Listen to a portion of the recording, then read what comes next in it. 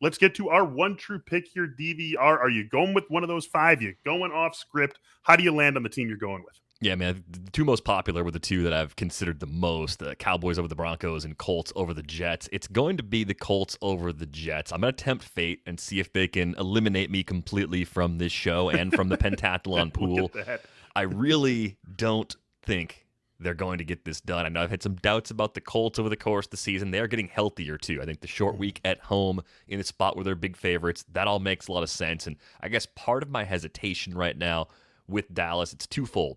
Both of these teams are going to be good teams to use next week, too. The Colts get the Jags, and Dallas gets Atlanta. Mm-hmm. The uncertainty about the health of Dak Prescott, it looks like he's going to play this week. That's still something we don't know. I don't want to have to wait until the end of the week, miss out on the Colts, and then find out I can't use the Cowboys and then get pushed down further on my list, right? Because I don't have the Bills available for that layup. I have to dig into the fourth, fifth, sixth most popular options. That's part of the thinking. The other part of the thinking, though, even if we knew Dak was going to play, if we had full confirmation of that at this moment, I think the Broncos are a better team than the Falcons. Maybe it's only a marginal difference, but I just think the Broncos are more dangerous. So I feel like Dallas makes more sense next week at home against Atlanta, given the state of both of those teams. It may be splitting hairs. We may be talking about a game where the Cowboys are only favored by an extra point or point and a half or something next week, but all of that kind of goes into the thought process. I think both Dallas and Indy make sense this week and next, but I prefer Indy over the Jets this week as my one true pick. Makes a lot of sense also when just for the mechanics of this show, you're locking this in on Wednesday. So you really don't know for sure. It sounds like Dak will play, but you really don't know for sure. If people do want to run this one down to the wire, that is a 1 p.m. Eastern kickoff between the Cowboys and the Broncos. Now, obviously, if you wait for Dak, that means you'll have missed out on using the Colts since that is the Thursday night game. But if you have some of these other popular picks in reserve, maybe you're cool with the Bills over the Jaguars using them here. I mean, you're obviously cool with the Bills over the Jaguars. Maybe you're cool with using them in this spot, or the Dolphins over the Texans. That's another one I would be a little wary about. We'll talk about that in a second. Steelers over Bears.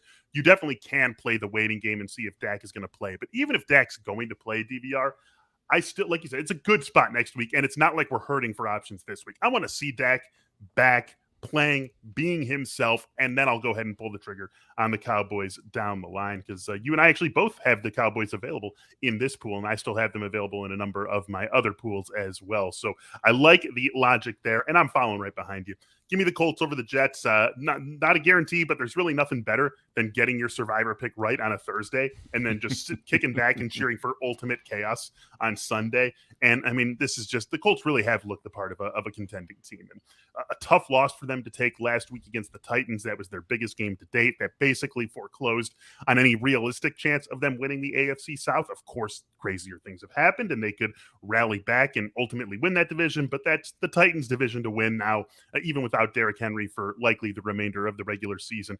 But the point remains that we've seen the Colts and really the Colts offense over the last month, 5 weeks, really round into form. And, you worry some about the injuries that they have in the receiving core, but that's basically been true of the team all season. They've had no Paris Campbell. They got T.Y. Hilton back for like a game and a half that was spliced by a different game that he had to miss after coming back once. So it's not like they've had this huge group of receivers, this huge group of pass catchers, and suddenly Carson Wentz is now dealing with a suddenly bare cupboard. It's basically just been Michael Pittman and then a little bit of Mo Alley Cox and a little bit of the backfield mixing in all season. So I'm not really concerned about that in this spot. Colts are 10.5-point favorites in this game.